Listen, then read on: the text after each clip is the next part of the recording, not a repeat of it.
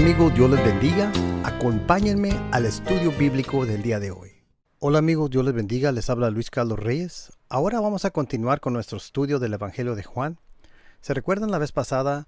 Estudiamos Juan 1:1 al 3. Se lo voy a repetir solamente para que estemos en el lugar en donde estamos en el contexto. Es donde dice, en el principio existía el verbo y el verbo estaba con Dios y el verbo era Dios. Él estaba en el principio con Dios. Todas las cosas fueron hechas por medio de Él y sin Él nada de lo que ha sido hecho fue hecho.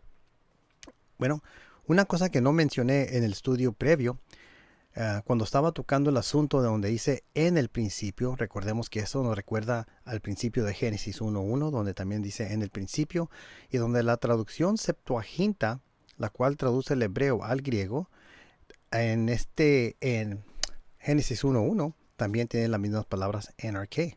Aquí pueden ver en la pantalla al lado derecho el texto griego donde dice NRK. Esto es en el principio. Se habla de un momento antes de la creación de todas las cosas. Si Juan quisiera decir que era desde un principio o de un punto de comienzo, él podría haber usado la preposición apa antes de RK. Por ejemplo, aquí en 1 de Juan 1:1 dice lo que existía desde el principio. ¿Pueden ver ahí donde dice desde el principio? Bueno, en el lado griego, acá dice ap archais, no dice en archais. Y aquí se refiere al tiempo del momento de la encarnación.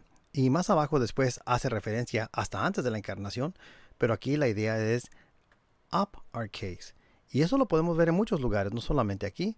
Es algo que se ve por toda la Biblia, cómo es que se usaba esto. Por ejemplo, en Juan 8:44 dice, sois de vuestro padre el diablo, y queréis hacer los deseos de vuestro padre. Él fue un homicida desde el principio. ¿Ven ahí donde dice desde el principio? Eso se está refiriendo a un punto donde comienza. Y aquí es donde lo van a ver al lado derecho. Otra vez se ve up archais. Desde el principio. Esa es una manera para expresar que se trata en un punto que comienza. Pero en Juan 1:1 dice en el principio. La misma idea que se localiza como le mencioné en Génesis 1, y obviamente Dios no tuvo un principio, Él tuvo que existir antes del principio, atemporal, y es lo que el autor aquí está poniendo a logos antes del comienzo de todas las cosas, haciéndolo eterno. Entonces eso quiere decir que Él ya existía, pero ¿qué no nos dice eso mismo el texto? Dice en el principio existía.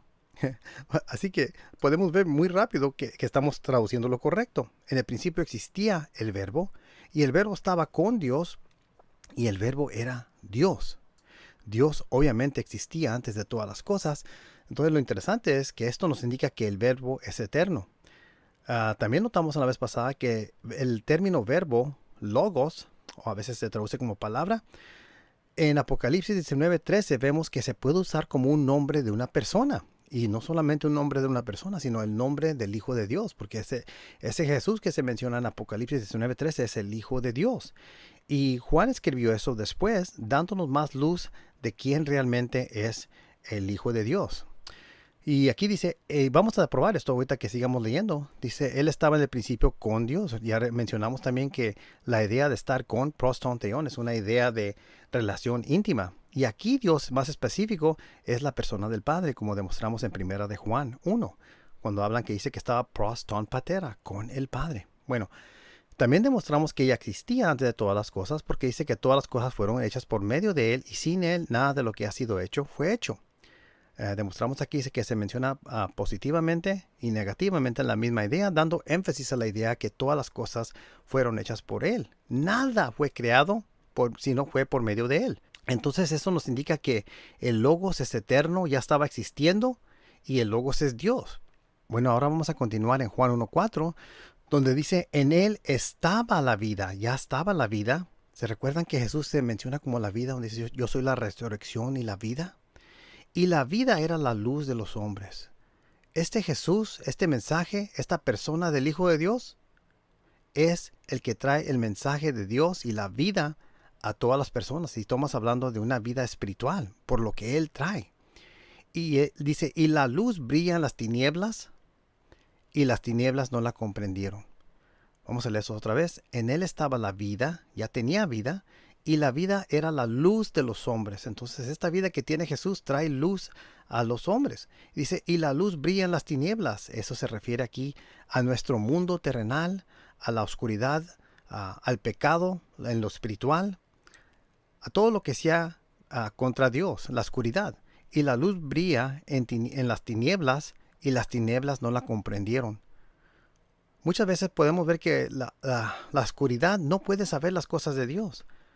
No pueden entender. Por eso es que hay personas que a veces leen la Biblia y aún leyendo la Biblia no pueden tener esa luz espiritual, porque hay algo que ahí que está bloqueando o prohibiéndoles que puedan ver ese mensaje espiritual, lo que realmente es lo que da la luz a Jesucristo y quién es la persona de Jesús y su misión para venir a este mundo.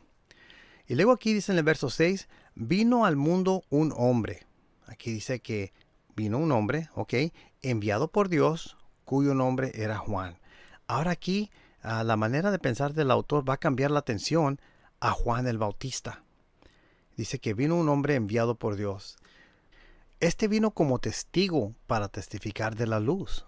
Él tuvo un propósito para hablar de la luz, el cual es Jesús, a fin de que todos creyeran por medio de él. No era él la luz, sino que vino para dar testimonio de la luz. Este es Juan 1.8. El propósito de Juan es muy directo. Y después en Juan 1.9 vemos que la atención aquí del autor otra vez está enfocando al verbo. Dice, existía la luz verdadera que al venir al mundo alumbra a todo hombre. Dice aquí, en el mundo estaba y el mundo fue hecho por medio de él y el mundo no le conoció. Aquí, fíjense qué es lo que está diciendo aquí. Dicen que el mundo fue hecho por medio de él y el mundo no le conoció. ¿De quién estamos hablando? ¿Se recuerdan de por quién fue hecho el mundo? ¿Por medio de quién? Vamos a regresar acá a Juan 1.3 y van a ver que dice, todas las cosas fueron hechas por medio de él. Y él otra vez regresamos al verbo de Dios. Entonces acá en Juan 1.10 continúa la idea que se estaba expresando al principio. Habló un poquito del Bautista, pero ahorita está regresando a hablar otra vez del Logos. En el mundo estaba el Logos. Fíjense, piensen de esto lo que está diciendo aquí. Este Logos existía antes del mundo y dice que después el mundo estaba, en el mundo estaba.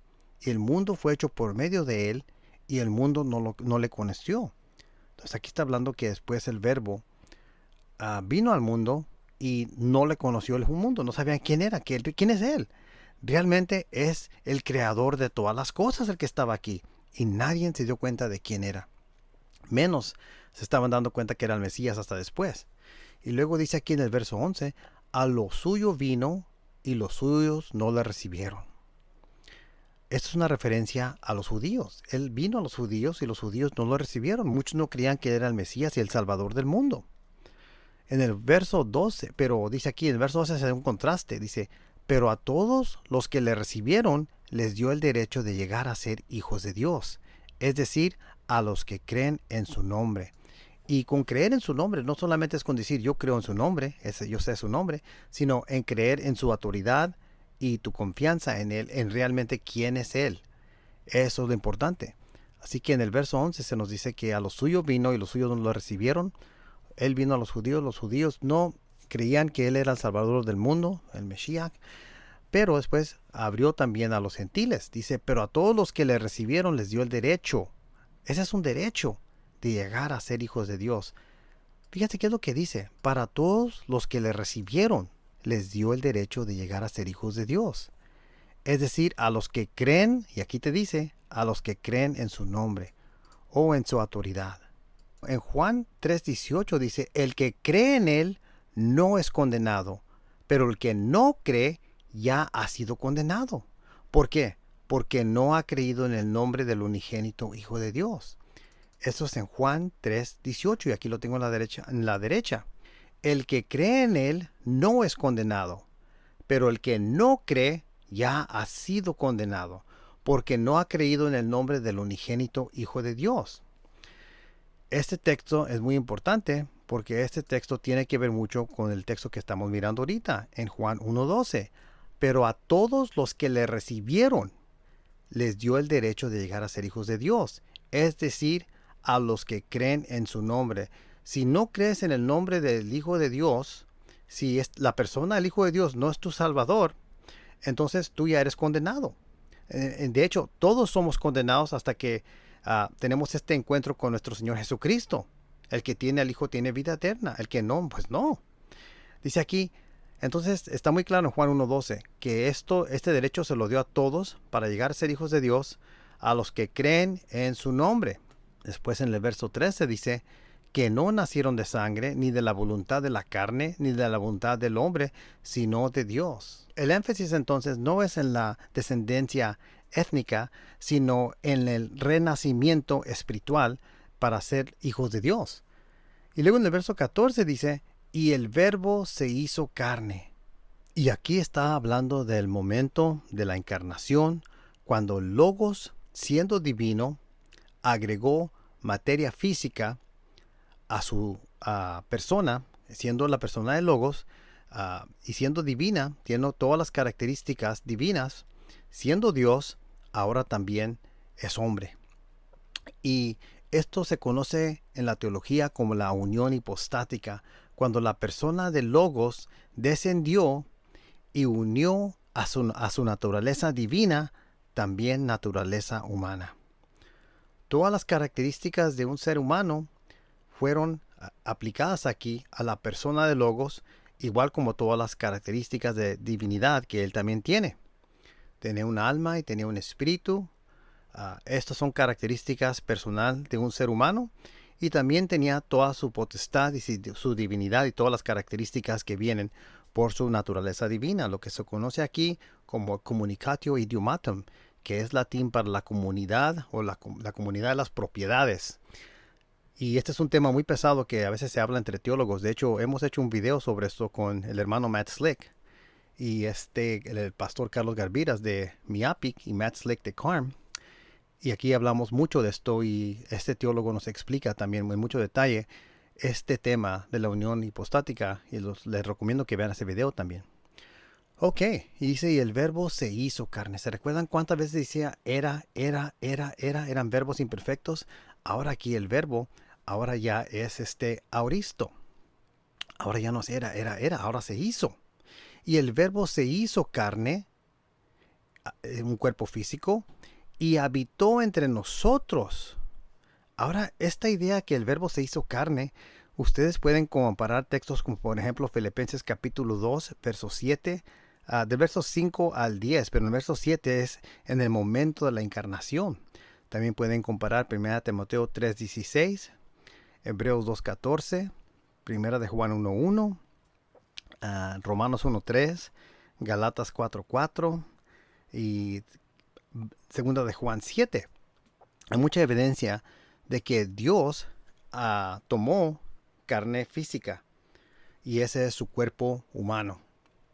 Y luego dice, y el verbo se hizo carne y habitó entre nosotros, y vimos su gloria, gloria como del unigénito del Padre, lleno de gracia y de verdad. ¿A qué le recuerda este texto? Y el verbo se hizo carne y habitó entre nosotros, y vimos su gloria, gloria como del unigénito del Padre, lleno de gracia y de verdad. ¿Quién es el verbo? Recordemos en Juan 1:1, en el principio era el verbo, y el verbo estaba con Dios, y el verbo era Dios. ¿Quién es el verbo? Dios. Ok, el verbo es Dios. Y miramos Juan 1:14, y el verbo se hizo carne. Entonces, ¿quién se hizo carne? ¿El verbo era qué? Dios. Entonces, ¿quién se hizo carne? Dios. La persona del Hijo, siendo Dios, se hizo carne, quedándose con toda su naturaleza divina, pero ahora agregando también naturaleza humana. Y Él habitó entre nosotros, y vimos su gloria, gloria como del unigénito del Padre, lleno de gracia de verdad. Y vimos su gloria. ¿Quién nos recuerda eso? A mí me recuerda esto a Primera de Juan. ¿Se recuerdan Primera de Juan?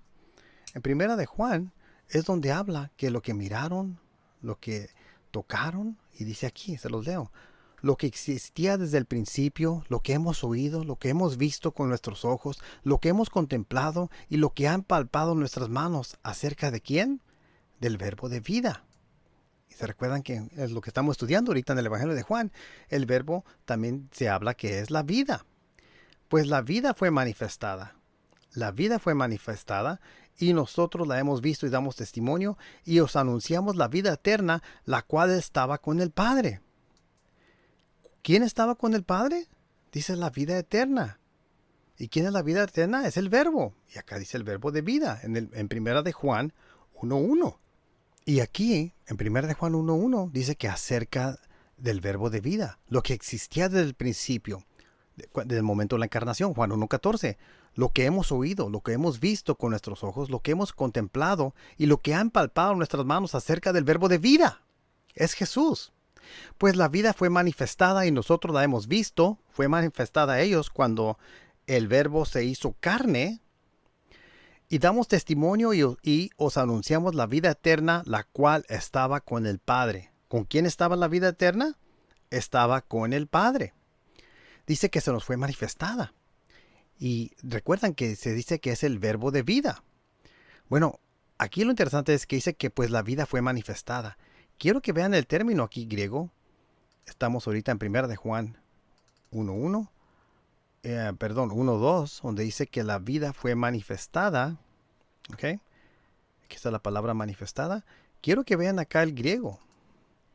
Dice kai zoein ephanerothe. Y esto es pasivo, que recibe la acción. Entonces aquí dice la vida fue manifestada. Quiero que vean esta palabra ephanerothe, ¿ok? Esta misma palabra aparece en 1 de Juan 3:8. Y fíjense cómo dice 1 de Juan 3:8. El que practica pecado es del diablo, porque el diablo ha pecado desde el principio.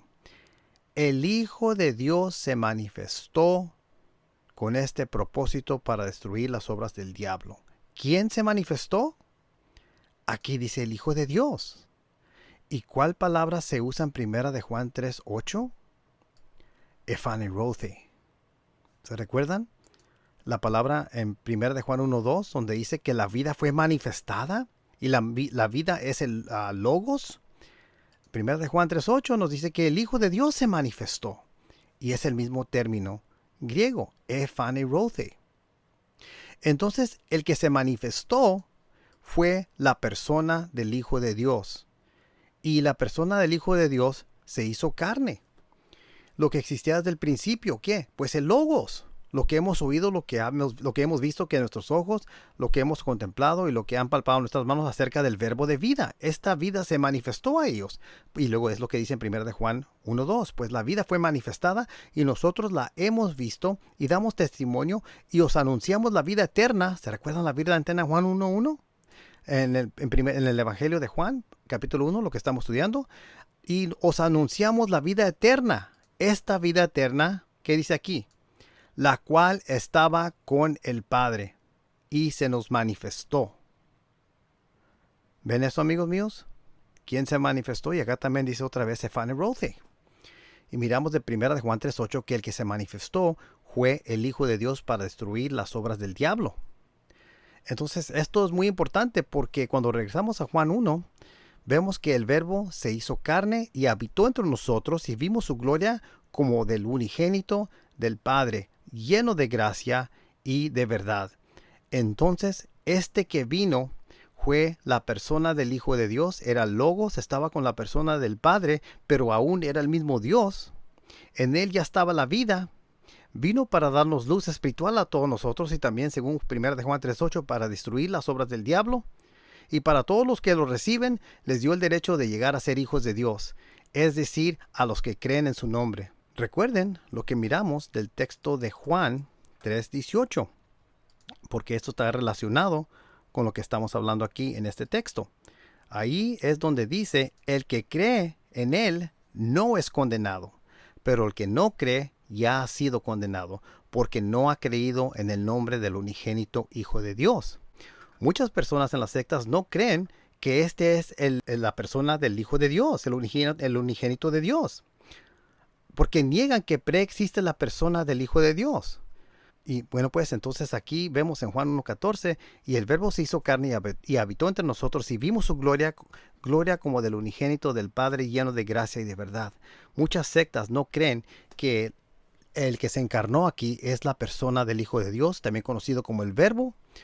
y niegan la preexistencia de la persona del Hijo de Dios. Pero aquí vimos desde todo este contexto que este referente, el Logos, ya existía antes de todas las cosas. Y también miramos de Apocalipsis 19:13 que Logos es un nombre para la persona del Hijo de Dios. Y aquí pueden ver donde dice, y su nombre es, ven cómo dice, su nombre es el verbo de Dios. Y acá en el griego dice, ta nama autu halagos tu theou.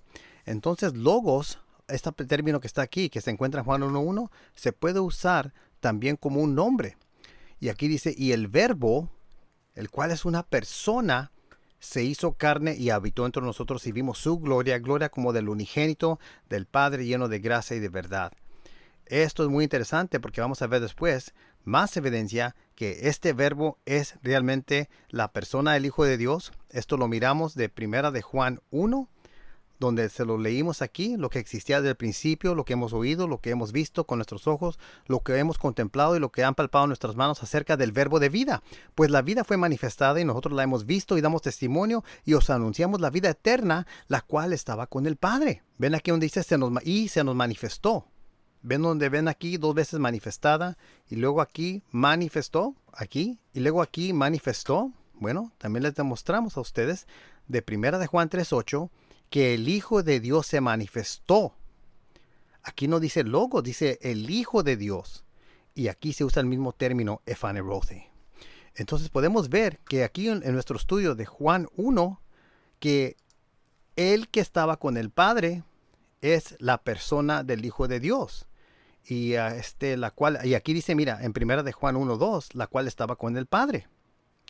Y aquí dice pros ton patera, muy parecido a Juan 1:1.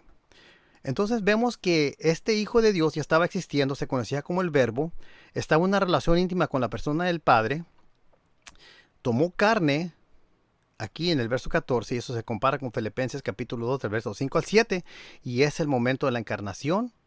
Y vamos a ver después que este es el cual Juan dio testimonio. Pero aquí vamos a terminar por ahora, amigos. Les aconsejo que lean estos textos cuidadosamente y así nos miramos hasta